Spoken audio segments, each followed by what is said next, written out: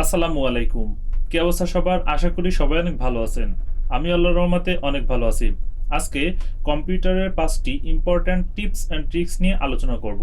যে tips and ট্রিক্সগুলো follow করলে কম্পিউটারের ব্যবহারকে আরো সুন্দর এবং সহজ করতে পারবেন।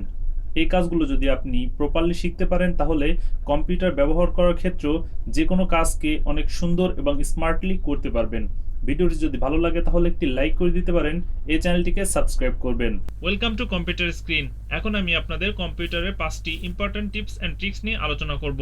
ট্রিক্স নাম্বার 1, ডকুমেন্টটি ওপেন করে নেওয়ার পর ধরুন আমার এখানে ইমোজি দেওয়ার প্রয়োজন রয়েছে, সেক্ষেত্রে আমরা এটিকে কিভাবে দিব। অ্যান্ড্রয়েড ডিভাইসে আমরা প্রত্যেকে জানি ইমোজি দেওয়ার শর্টকাট ওয়ে রয়েছে। কম্পিউটারেও শর্টকাট একটি ওয়ে রয়েছে, সেটি হচ্ছে কিবোর্ড থেকে স্টার্ট এবং ডটে প্রেস করবেন, অর্থাৎ আমরা @gmail.com ওই ডটটি আমরা প্রেস করব।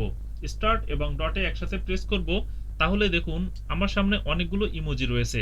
এখান থেকে আপনারা পরিবর্তন করে ইমোজি দিতে পারবেন এবং এখানে যে ইমোজিটি রয়েছে সেটি নিচের দিকে যদি স্ক্রল ডাউন করেন সেক্ষেত্রে আরও অনেক ইমোজি পেয়ে যাবেন। ধরুন আমার এখান থেকে এই ইমোজিটি প্রয়োজন, সেক্ষেত্রে আমরা এখানে ক্লিক করে দিব। দেখুন ইমোজিটি কিন্তু ওখানে চলে গিয়েছে। এভাবে আপনারা আপনাদের পছন্দের যে কোনো স্থানে ইমোজি সেট করতে পারবেন।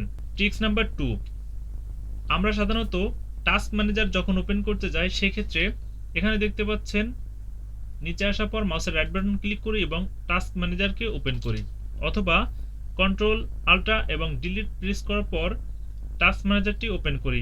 এর থেকে আরও একটি শর্টকাট ওয়ে রয়েছে, সেটি হচ্ছে কিবোর্ড থেকে কন্ট্রোল শিফট এবং ইএসসি প্রেস করা। তাহলে দেখুন আমার সামনে টাস্ক ম্যানেজারটি ওপেন হয়ে গিয়েছে। ট্রিক্স নাম্বার 3, আপনার কম্পিউটারে অনেকগুলো প্রোগ্রাম যদি ওপেন করা থাকে সেই ক্ষেত্রে আপনারা ডেস্কটপে যাওয়ার জন্য অনেক সময় দেখা যায় প্রত্যেকটি প্রোগ্রামকে মিনিমাইজ করে তারপর ডেস্কটপে দেখেন যে ডেস্কটপের কি অবস্থা।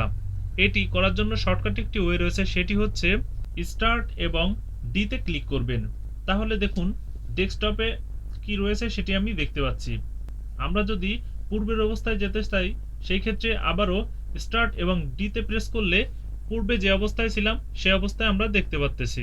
ট্রিক্স নাম্বার 4, যে কোনো একটি ফোল্ডার রিনেম করার ক্ষেত্রে সেই ফোল্ডারের উপরে মাউসের রাইট বাটন ক্লিক করি এবং রিনেমে ক্লিক করি।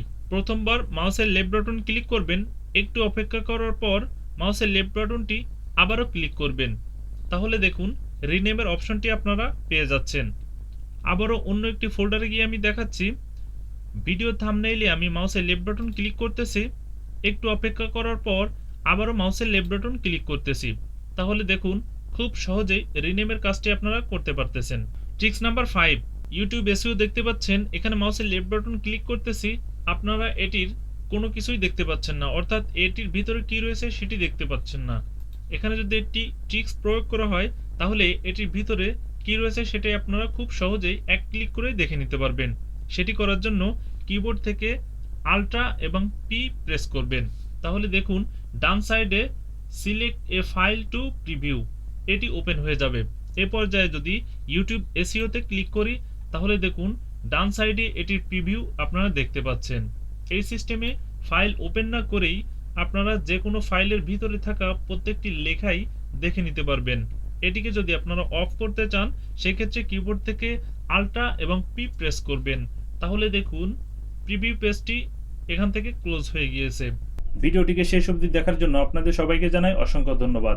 ভিডিওটি যদি ভালো লাগে তাহলে একটি লাইক করে দিতে পারেন, কমেন্ট করতে পারেন নেক্সটে আপনারা কোন ধরনের ভিডিও টিউটোরিয়াল চান। এই চ্যানেলটিকে সাবস্ক্রাইব করবেন ও পাশে থাকা বেল আইকনটি অন করে দিবেন পরবর্তী ভিডিও নোটিফিকেশন পাওয়ার জন্য। নেক্সট টিউটোরিয়াল পর্যন্ত সবাই সুস্থ থাকবেন, ভালো থাকবেন। আল্লাহ হাফেজ।